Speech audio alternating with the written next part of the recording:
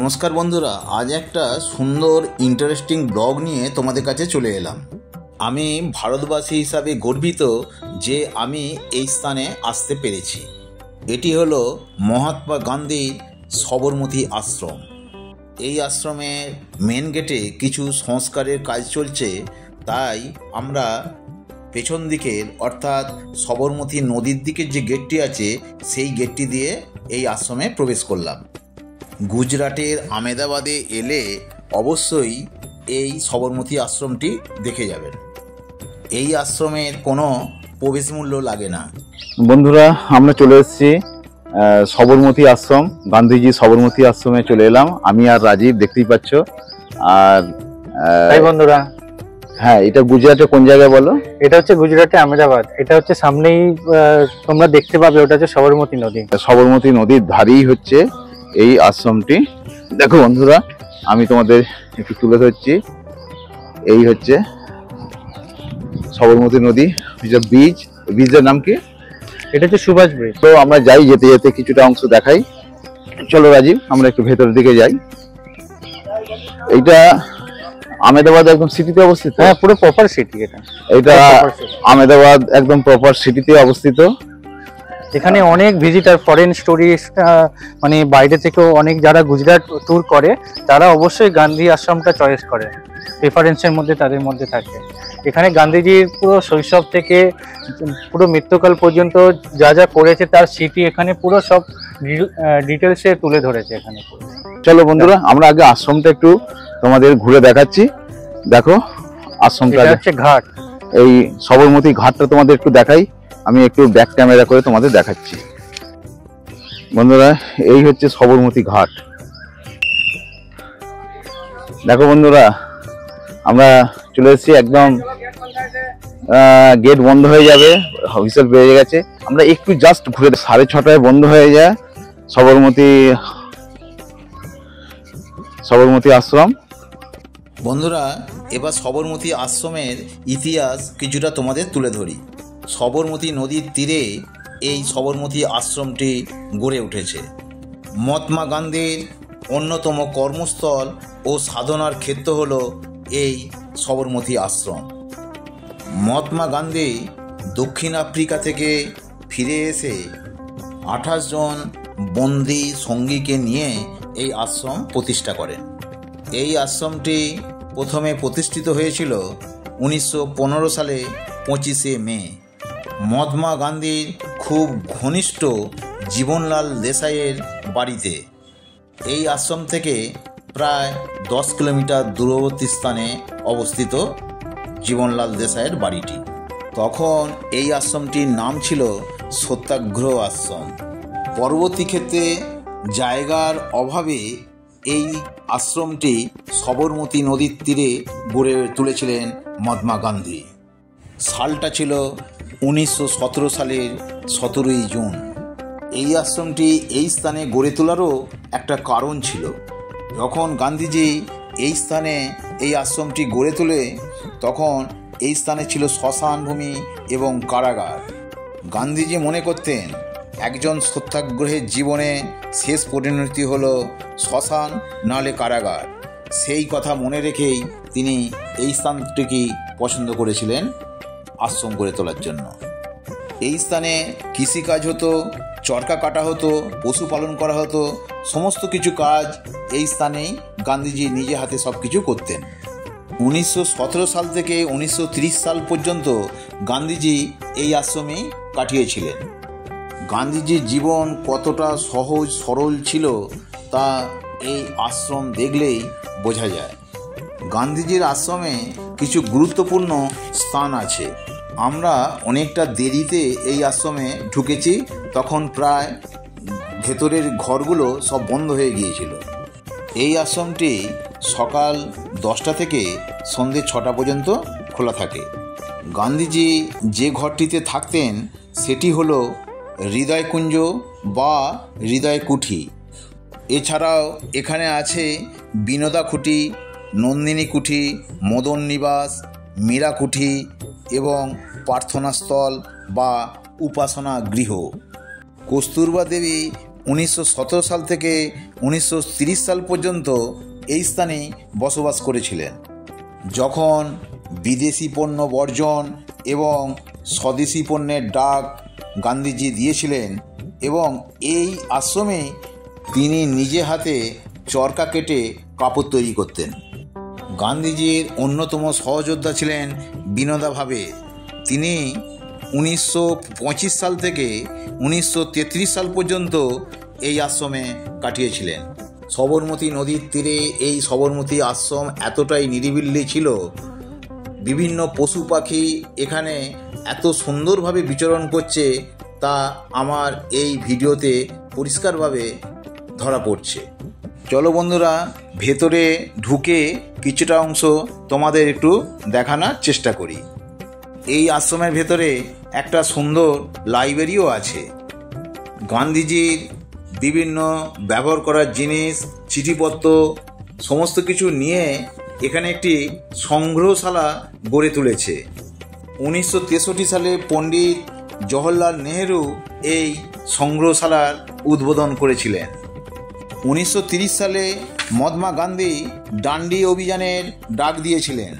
এই ডান্ডি অভিযান এই সবরমতী আশ্রম থেকেই মহাত্মা গান্ধী শুরু করেছিলেন। এখান থেকে 241 কিমি পথ হেঁটে ডান্ডি পর্যন্ত গিয়েছিলেন। ডান্ডিতে গিয়ে লবণ আন্দোলন করেছিলেন এবং সেখানে তাকে গ্রেপ্তার করেছিলেন ইংরেজ সরকার। এখানে এলে এই সংগ্রহশালাতে নানান অজানা তথ্য জানতে পারা যায়। গান্ধীজির বিভিন্ন কর্মকাণ্ডের নিদর্শন এই আশ্রমে এলে জানতে পারা যায়। এই আশ্রমের শান্ত স্নিগ্ধ পরিবেশে ময়ূর এবং বিভিন্ন পশু পাখি সুন্দরভাবে বিচরণ করছে।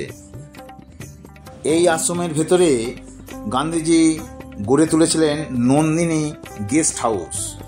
এই নন্দিনী গেস্ট হাউসে জওহরলাল নেহেরু, রাজেন্দ্র প্রসাদ, হেনরি, বাদশাহ খান প্রমুখ ব্যক্তি রাত কাটিয়ে গেছেন এই স্থানে এবং গান্ধীজিকে সহযোগিতাও করেছেন এই স্থানে থেকে। এক কথায় সবরমতী নদীর তীরে এই সবরমতী আশ্রম ভারতের স্বাধীনতার ইতিহাসের কর্মকাণ্ডের একটি উৎস স্থান ছিল। বন্ধুরা, গুজরাট ভ্রমণের উপযুক্ত সময় হলো নভেম্বর মাস থেকে ফেব্রুয়ারি মাস। তবে ডিসেম্বর, জানুয়ারি ও ফেব্রুয়ারি মাস হলে আরও সুন্দর হয় গুজরাট ভ্রমণের জন্য। বন্ধুরা, সবরমতী আশ্রম এতটাই সুন্দর, এতটাই পরিষ্কার পরিচ্ছন্ন, এতটাই হৃদয় বিজড়িত স্থান যে বলে বোঝাতে পারবো না। চলো এই আশ্রমটা আরও কিছুটা অংশ তোমাদের একটু ঘুরে দেখাই।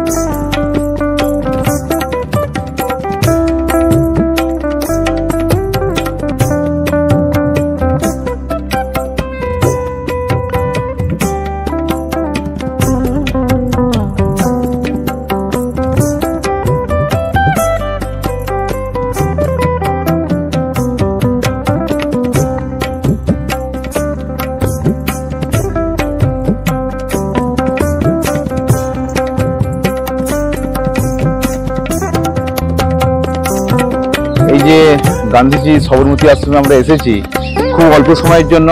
আমরা এখানে 6টা পর্যন্ত ক্লোজিং টাইম আছে, 6টা পর্যন্ত যাক আমরা অনেক সব যেখানে মিউজিয়াম আছে, যেখানে গান্ধীজির যেসব ইউজ করতো বই, তারপরে মানে ধুতি, চরকা, সব ঘরগুলো বন্ধ, কোনো ঘর নেই। আপনারা দেখতে পাচ্ছেন টালির চালের মানে যে পুরনো যে ঘরগুলো ছিল মানে গান্ধীজির আমলে, সেই ঘরগুলো আপনাদেরকে দেখালাম, কিন্তু সেই ঘরের মধ্যে এখন পারমিশন নেই, কারণ 6টা বেজে গেছে, সব লক করা দিয়েছে। সব লক করা আছে। তোমরা কটা থেকে কটা পর্যন্ত খোলা থাকে? এটা 10টা থেকে 6টা পর্যন্ত, সকাল 10টা থেকে 6টা পর্যন্ত খোলা থাকে বন্ধুরা। তো তোমরা এলে সেই রকম একটা টাইমিং নিয়ে আসবে। আর সত্যি কথা বলতে কি, এই আশ্রমে এলে দেহ মন প্রাণ আমাদের একদম শান্ত হয়ে যাবে, কারণ আমাদের জাতির জনক মহাত্মা গান্ধী তার এইটা আশ্রম, বুঝতেই পারছো, একটা স্মৃতি বিজড়িত আশ্রম। এখানে অবশ্যই তোমরা যদি গুজরাট আসো, অবশ্যই এই সবরমতী আশ্রম তোমরা ঘুরে যাবে। আহমেদাবাদের পুরো প্রপার সিটির মধ্যে আছে, কোনো অসুবিধা নেই, পুরো মেন সিটির মধ্যে, এখানে সবকিছু ট্রান্সপোর্ট ফ্যাসিলিটি আছে। আর সবরমতী ঘাটটা আমি তোমাদের দেখালাম, সবরমতী ঘাটটা এখানে বসে সবাই আড্ডা মারে, এখানে বসে মানে সন্ধ্যাবেলা আড্ডা মারার মতো খুব সুন্দর জায়গা। কিন্তু ওই 6টা পর্যন্ত, 6টার বেজে গেলেই এখান থেকে সরিয়ে দেবে। আর সব থেকে বড় কথা, এত শান্ত নিরিবিলি পরিবেশ সচরাচর দেখা যায় না। আর একটু আগে তোমাদের মানে আমি তোমাদের এই ভিডিওতে তোমরা দেখতে পাবে ময়ূর ঘুরে বেড়াচ্ছে এখানে, অনেক ময়ূর আছে এখানে। আরো কি কি আছে আমার পুরোটা ডিটেলস, প্রচুর পশু পাখি আছে, মানে পাখির কলরব এখানে আমরা শুনতে পাচ্ছি। আর আমরা তো ডিটেলস অনেকটা সময় নিয়ে এলে আমরা অনেকটা দেখাতে পারতাম তোমাদের, কিন্তু লেট হয়ে গেছে অনেকটা আসতে। যাক, যতটা পাচ্ছি তোমাদের মানে দেখাচ্ছি, তোমরা দেখতে থাকো বন্ধুরা। বন্ধুরা, আজকের আমার এই সফর সঙ্গী হলো রাজীব, অর্থাৎ আমার ভাইঝির হাজব্যান্ড। কর্মসূত্রে রাজীব এবং আমার ভাইঝি থাকে আহমেদাবাদে। এবারে আহমেদাবাদে আমার ঠিক ঘোরার উদ্দেশ্যে আসা নয়, এখানে এসেছি আমার দাদু ভাইকে দেখতে। আমার দাদু ভাই পৃথিবীর আলো দেখলো 26/3/2025। দিনটা আমার এবং আমার পরিবারের খুব স্মরণীয় দিন, যে 26/3/2025-এ আমার দাদু ভাইয়ের জন্ম হলো। আর 27/3/2025-এ আমার এই সবরমতী আশ্রমে আসা হলো। আমার এই সবরমতী আশ্রম দেখা হলো আমার এই দাদু ভাইয়ের জন্য। আর রাজীব আমাকে খুব সুন্দরভাবে বুঝিয়ে এই সবরমতী আশ্রম ঘোরালো। আর এই রাজীবের জন্যই এই সবরমতী আশ্রমের ইতিহাস ব্যাখ্যা তোমাদের সামনে তুলে ধরতে পারলাম।